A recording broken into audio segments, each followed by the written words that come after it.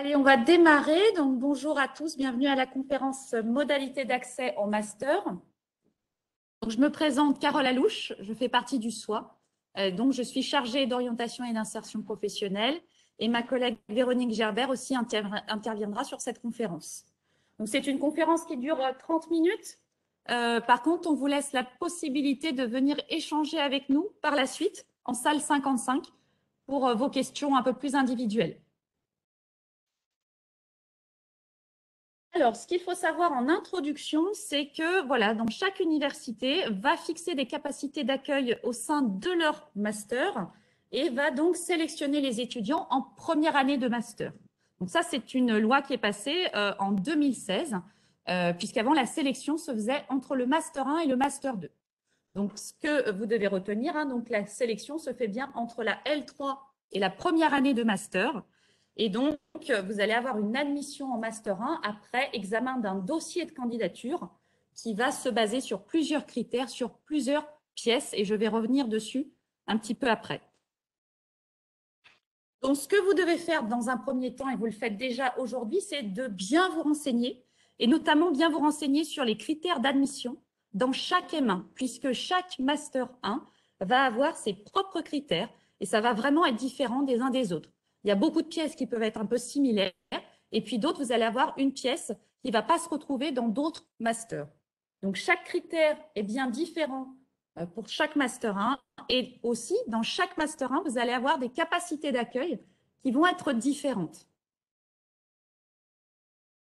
Tout d'abord, comment vous renseigner sur à Lyon 1, donc notamment sur notre site. Donc là, on vous a mis un petit peu la démarche, la procédure pour trouver toutes les informations. Donc, vous allez sur le site de Lyon 1, dans la rubrique ressources et outils. Vous allez avoir un onglet qui s'appelle offre de formation. Vous allez cliquer dessus, cliquer sur master, et donc là, vous allez avoir une page avec l'ensemble des masters qui existent à Lyon 1, notamment en mention de master, et ensuite, vous avez dans la deuxième colonne tous les parcours que vous allez devoir choisir ensuite pour votre master 2. D'accord? Donc, quand vous allez aller dessus, vous allez trouver toutes les infos. Et ensuite, vous allez pouvoir cliquer justement sur le master qui vous intéresse pour aller trouver beaucoup d'informations. Donc, vous allez avoir un descriptif de ce master. Vous allez avoir un descriptif des compétences visées, des UE enseignées, etc. Vous avez également tous les contacts, les différents parcours qu'il existe. Et puis, vous allez généralement retrouver un onglet, conditions d'accès en Master 1, où vous allez retrouver les informations essentielles. Donc là, c'est une capture d'écran de l'année dernière. Donc là, ça va être réactualisé, bien évidemment. Vous trouvez les dates d'ouverture et de clôture pour le dépôt des candidatures. Vous avez également des informations intéressantes sur les mentions de licence conseillées. Et puis, pour certains masters, vous allez avoir des prérequis demandés. Donc là, en l'occurrence, c'était un exemple où il fallait minimum 12 crédits ECTS validés en physio animale et 4 crédits minimum en neurosciences. Ce n'est pas le cas de tous les masters, il n'y a pas forcément des prérequis, mais pour certains, ils vont demander, donc ça vous permet aussi de vous positionner par rapport à ce master. Vous avez également toutes les modalités d'examen des candidatures, c'est-à-dire vous allez trouver sur ce site, sur cette page, toutes les pièces à fournir pour ce master. Donc c'est bien là, je vous disais tout à l'heure, que pour chaque master, les pièces sont différentes. Donc vous allez bien devoir relire toutes les pièces à fournir et donc bien vous renseigner au préalable. Et si vous avez un doute sur une pièce, eh bien, vous contactez le master en question. Ce qu'il faut bien retenir, c'est que pour rentrer en Master 1 à Lyon 1, la sélection est nationale. Donc, il y a aussi bien des étudiants qui vont être sélectionnés qui viennent de l'université Lyon 1, mais également d'autres étudiants qui vont postuler dans d'autres universités de la France et qui vont être recrutés sur le master. Et donc, cette sélection, elle se base sur votre dossier universitaire et puis également des pièces, notamment le projet professionnel qui se compose d'un CV et d'une lettre de motivation, qui sont des pièces qu'on retrouve généralement dans la sélection, notamment la lettre de motivation. Il y a un gros travail à faire sur le projet professionnel. Il va falloir écrire qu'est-ce qui vous motive à faire ce master, quel est votre projet, est-ce que vous avez des projets de stage envisagés, qu'est-ce que vous voulez faire plus tard, est-ce que vous êtes bien renseigné sur le master. Donc c'est pour ça que les informations que vous allez trouver au préalable vont aussi vous aider dans la construction de votre candidature, aussi bien sur le CV et sur la lettre de motivation. Plus vous allez coller aux attentes du master, plus vous allez avoir une bonne candidature. Alors là, c'était Lyon 1. Maintenant, on élargit parce ma collègue va vous le dire tout à l'heure, qu'on va vous conseiller de multiplier vos chances, multiplier les possibles et donc multiplier vos candidatures. On verra même qu'on vous conseillera un minimum de 5 candidatures. Donc, il va falloir viser d'autres universités. Et donc, il existe un site qui est essentiel dans la sélection de master, c'est le site trouvermonmaster.gouv.fr, qui est donc le portail national des masters, où vous allez retrouver beaucoup d'informations, mais notamment toute l'offre au niveau national. Donc, je répète, et ça, vous le trouvez également sur ce site, que le processus de recrutement en master se fait bien en première année, qu'il est suivi ensuite de 4 semestres, donc 2 ans, qu'il n'y a plus de sélection pendant ces 2 années. Et ensuite, vous êtes diplômé. Donc, soit vous pouvez donc vous insérer professionnellement, trouver du travail, soit vous pouvez ensuite poursuivre en doctorat. Donc, 3 années supplémentaires, faire une thèse, aller sur un bac+8. Cet outil Trouver mon master, vous allez retrouver, donc, comme je le disais, toute l'offre au niveau national de master. Vous allez pouvoir faire une recherche par critères. Je vais vous montrer tout à l'heure les différents critères. Vous allez avoir une description détaillée de chaque formation et aussi une présentation des modalités d'accès à chaque formation. Donc, pour s'inscrire en master, je me renseigne, je m'informe sur mon site universitaire, mais également sur le portail Trouver mon master. Je peux éventuellement me renseigner auprès des services d'orientation pour poser des questions, pour qu'ils me renseignent. Et ensuite, je vais candidater auprès de chaque établissement. Donc, il faut retenir que pour chaque master, il va falloir s'inscrire auprès de l'établissement, de la procédure interne de l'établissement. Actuellement, il n'y a pas de procédure nationale d'inscription. D'accord ? Ce qui va changer en 2023. Ça, c'est ce qui va changer en 2023. Le projet, c'est qu'il y aura une inscription nationale comme Parcoursup.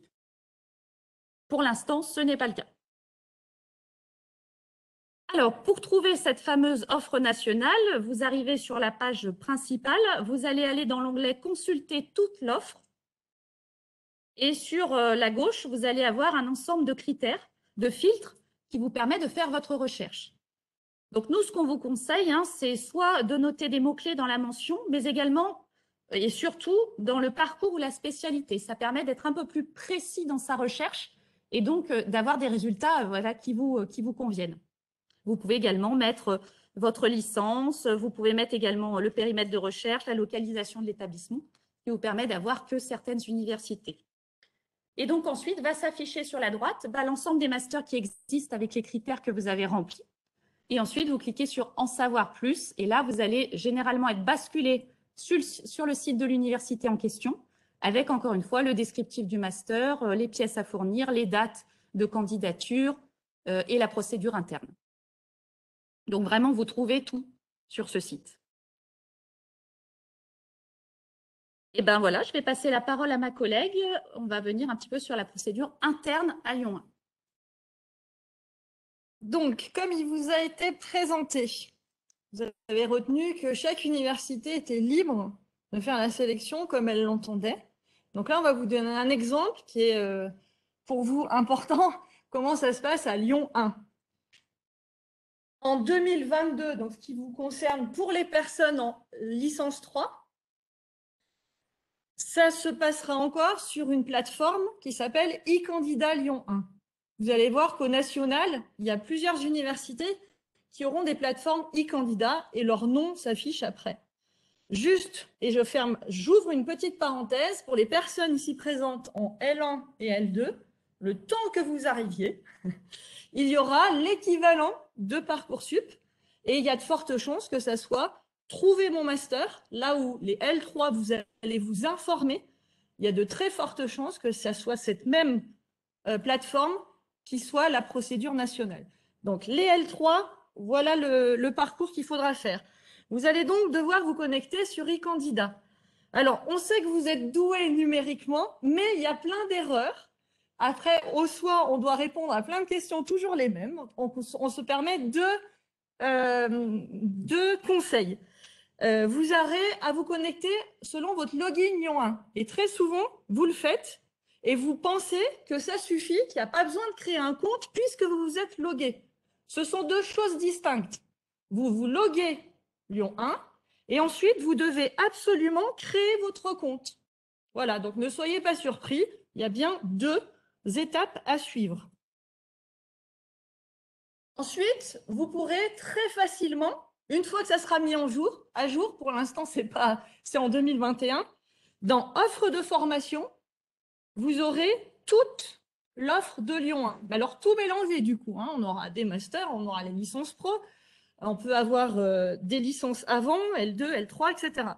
Donc, vous sélectionnerez dans le département que vous souhaitez demander, master LMD. D'accord? Donc, autre conseil, je vous ai dit qu'on allait vous donner deux conseils importants. Pour toute question, vous avez une foire aux questions qui est géniale et qui est sous-lue, c'est-à-dire qu'il y en a très peu qui vont l'ouvrir. J'ai rarement vu une question qui n'était pas traitée dedans quand on nous la pose. Donc, n'hésitez pas à aller consulter cette foire aux questions. Si toutefois, évidemment, vous êtes en difficulté, il y a à l'intérieur de cette foire aux questions, nous contacter. Donc, ne restez pas le bec dans l'eau trop longtemps. Il y a une difficulté sur e-candidat, ça peut arriver à Lyon 1. Vous contactez la personne en assistance. Donc, je reprends l'idée du départ qui était que vous avez pour chaque master une capacité d'accueil. Évidemment, vous pouvez la lire. On a dit sur offre de formation, mais ça vous donne que très peu d'informations. Si la capacité est de 25, parfois il y a 1000 dossiers, parfois il n'y en a que 200. Donc c'est vrai que le taux d'accès n'est pas forcément indiqué. Ce qui sera indiqué dans la procédure nationale, du coup, ça aidera ceux qui seront en L1, L2 à y voir un petit peu plus clair. Donc vraiment, si on a un conseil général à vous donner, multipliez vos candidatures. Vraiment. Pour ne pas rester sans solution en fin d'année. On a ajouté que cette année, certaines universités avaient affiché un nombre maximum de demandes de master. Donc ça, c'est nouveau. Ça a été anticipé, je vous explique pourquoi. Parce que quand trouver mon master, si ça devient le Parcoursup Master, il y aura une limitation du nombre de vœux, ça c'est sûr. Vous, cette année, non, mais certaines universités comme Grenoble, l'UGA, on est allé vérifier, ils limitent à 4 candidatures maximum en master.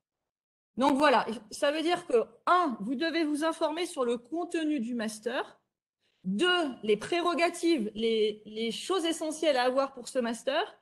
3, combien de vœux vous pouvez faire dans l'université autre que Lyon 1. Nous n'avons pas d'informations à ce jour sur Lyon 1, il n'y a pas de candidature à ne pas dépasser. Ce calendrier est nouveau. Alors, on vous a dit que la procédure allait changer l'année prochaine. Elle a failli changer cette année. La seule chose qui a été imposée aux universités, c'est une hétérogénéité au niveau du calendrier. S'il y a des personnes qui redoublent la L3 et qui ont déjà fait des candidatures l'année dernière, alors là, c'était open bar, il y avait tout type de dates possibles. On va essayer, du coup, d'avoir des candidatures qui se ressemblent en termes de dates. Ouverture des candidatures le 24 avril est demandée. La fermeture le 24 mai. Donc, vous voyez que l'ouverture n'est pas si grande que ça. Date des publications des décisions d'admission le 24 juin. Donc ça, c'est bien pour vous parce que ça évite des dates beaucoup plus lointaines. Ensuite, vous allez avoir date limite pour confirmer son admission. Vous êtes d'accord qu'il y a une différence entre on vous dit que vous êtes accepté et il y a une différence à être inscrit. Et du coup, avant d'être inscrit, il faut que vous arriviez à confirmer. On a mis en bas, encadré en rouge, même si ça peut faire sourire. Attention, si vous ne vous inscrivez pas en temps, on aurait pu même, si vous ne confirmez pas et ne vous inscrivez pas à temps, votre place sera perdue. Donc ça, c'est un système qui est connu par vous, les personnes qui ont déjà fait Parcoursup, ça vous rappellera des souvenirs. Donc, date limite pour confirmer son admission le 8 juillet pour les étudiants qui auront la chance d'être admis sur la liste principale. On est d'accord? Donc, il y aura une liste principale avec les admis et une liste complémentaire. Et les deux seront traités, évidemment, pas forcément dans le même timing. 8 juillet pour dire OK. Et la date limite d'inscription, le 15 juillet. Alors, c'est sûr que vous, peut-être vu côté étudiant, vous trouvez ça un peu ric-rac et un peu sévère. C'est le seul moyen pour que vous n'attendiez pas fin août, début septembre, pour que les listes complémentaires descendent, remontent et tout, et que vous soyez pris. Donc ça, c'est parfait pour vous, même si c'est un peu ric-rac en termes de temps. C'est vraiment mieux pour vous et que les listes complémentaires remontent vite. Alors, Lyon 1 affiche, ce n'est pas forcément toutes les universités. Ça, c'est le calendrier Lyon 1 pour les listes complémentaires, l'affichage politique, et de dire que vous aurez potentiellement, au fil de l'eau jusqu'au 26 août, une information comme quoi vous pouvez être admis, votre rang liste complémentaire est bon. Donc, Lyon 1, dans sa communication, vous donnera 8 jours pour confirmer une fois qu'il vous donne l'admission. D'accord? Donc, pour les personnes, tant mieux, liste admission principale, 8 juillet, 15 juillet. Pour les autres, ça peut arriver semaine après semaine. Vous aurez 8 jours pour confirmer et rebelote jusqu'au 26 août pour vraiment venir vous inscrire dans le master qui vous a proposé une admission. Est-ce que ce calendrier vous paraît clair ou pas? C'est-à-dire, s'il y a des questions sur ce calendrier, je m'arrête un moment. C'est important qu'il soit bien compris. Oui, la seule contrainte, il faut que vous parliez bien fort pour que l'amphi, et je redirai pour Webex votre question. Oui.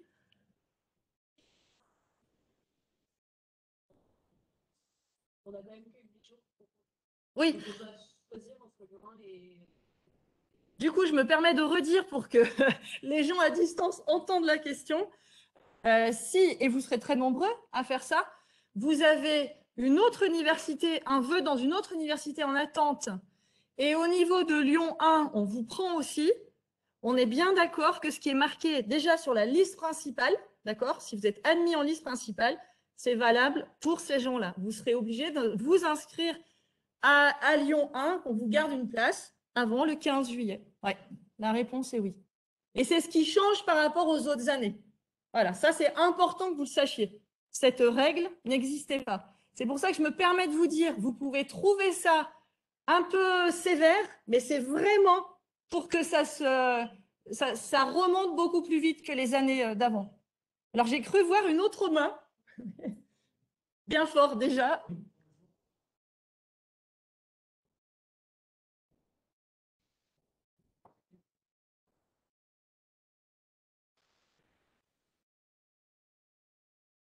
Alors, il aurait fallu qu'il y ait quelqu'un de la scolarité. Je ne suis pas certaine, je pense que non, parce que vous devez certainement donner votre diplôme de licence ou je ne suis pas certaine qu'on peut faire 2 inscriptions, donc là, je ne peux pas répondre. Non, je dirais comme toi. Voilà, mais intuitivement, je dirais que ce n'est pas possible, sauf que nous, on n'appartient pas à la scolarité, il faudrait être sûr de ça. Je pense qu'il y a un diplôme qui est demandé, qui est unique, pour pas qu'il y ait des doubles inscriptions, sinon, ouais. Non, c'est pas fortement, c'est pas conseillé. Oui, bien fort.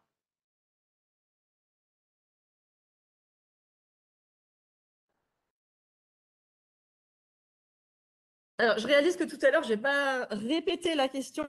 Donc là, je répète votre question. Est-ce qu'on peut confirmer à Lyon 1, ne pas s'inscrire en attendant les autres? Je vous regardez le tableau Et la réponse est dedans. Si vous êtes en phase principale, vous n'avez que jusqu'au 15 juillet pour vous inscrire, sinon votre place est perdue. Et si vous êtes, on est d'accord, en liste complémentaire, qu'on vous donne l'info plus tard, vous avez 8 jours. Voilà.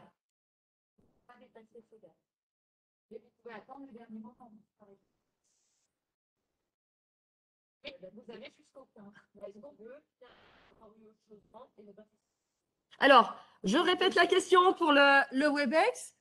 On prend l'exemple de quelqu'un qui, le 8 juillet, a eu une proposition admission à Lyon 1 et qui attend dans une autre université. Voilà, donc vous pouvez confirmer et jusqu'au 15 juillet, vous avez raison, vous pouvez effectivement ne pas aller jusqu'à l'inscription. Par contre, vous prévenez tout de suite la scolarité du master que vous démissionnez. Donc là, vraiment, c'est important que vous entendiez ça. Vous pensez que c'est qu'une toute petite candidature quand vous oubliez de démissionner, mais c'est l'effet papillon, c'est-à-dire une candidature, vous multipliez par le nombre de 10 000, 100 000, etc. de personnes qui demandent, et ça fait coincer le système. Donc, si vous devez démissionner, informez tout de suite la scolarité. C'est super important. Pardon. Carole, je me permets, il faut que tu viennes ici.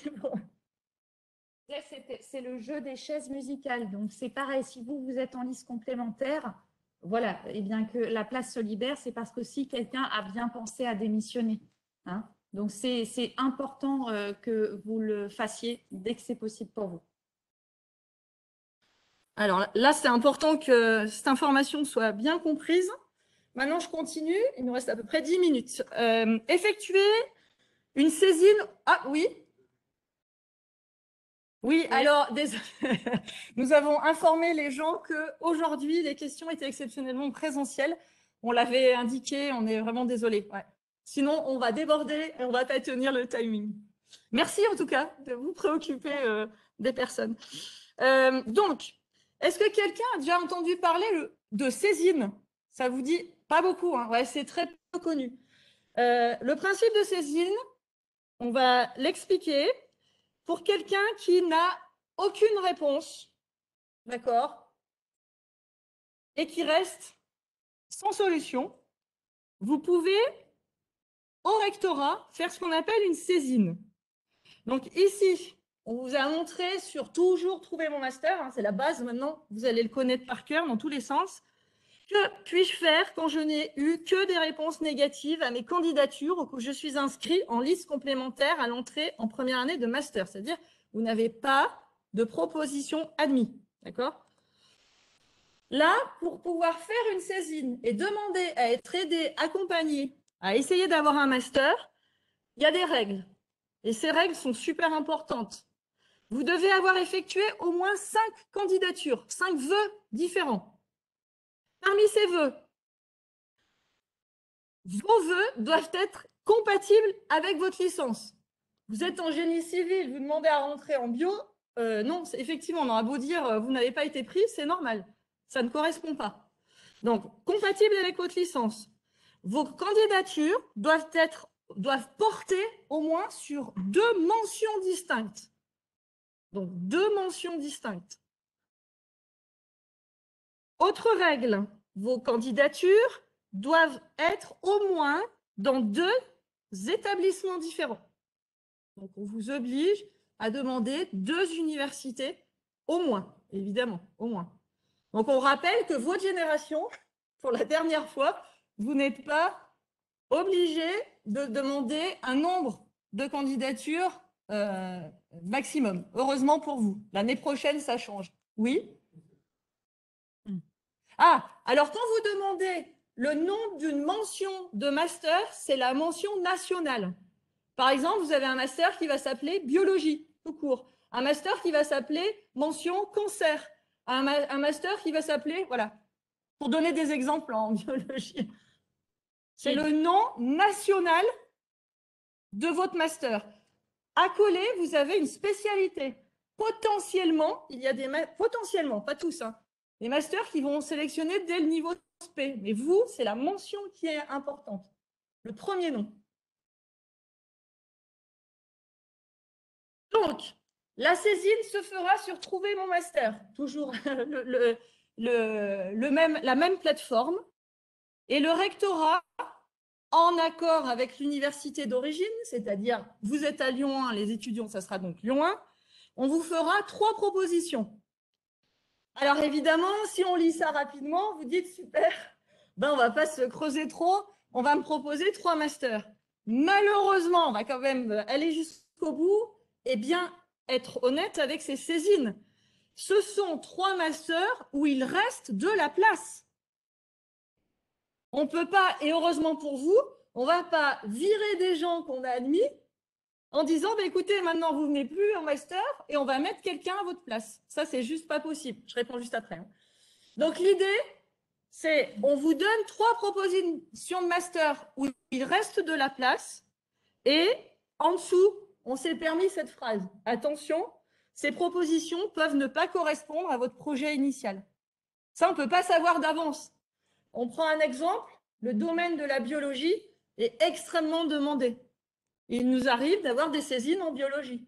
Et du coup, peut-être que le master où il va rester de la place ne sera pas forcément le type de biologie dans lequel vous voudriez être. Alors, il y avait deux questions. On va regarder le timing. Si à la fin, j'arrive à répondre, je le fais. Sinon, on passe en salle 55. Voilà. Volontairement, je passe pour être bien sûr que à 30, on puisse terminer. Encore, on l'a déjà mis, c'est pas grave. Deuxième pub, prenez le temps de lire les questions fréquentes sur Trouver mon master. Très riche. Vous avez quasiment toutes les démarches à suivre. On tenait, c'est peut-être toi. Non. Ouais. On tenait juste à vous informer qu'au niveau de la mobilité, les étudiants boursiers et boursières ont une aide conséquente pour changer d'université, de ville, de lieu. Pour cela, vous devez vous connecter sur ce site, qui pour une fois n'est pas Trouver mon master et qui est un site étudiant Gouv. Donc là, le diaporama, on a oublié de vous le dire, le support sera mis sur le site du Forum Avenir. Comme ça, vous pourrez retrouver toutes les informations qu'on vous donne avec les différents sites. C'est une aide pour encourager à la mobilité, c'est une aide de 1 000 €. Voilà.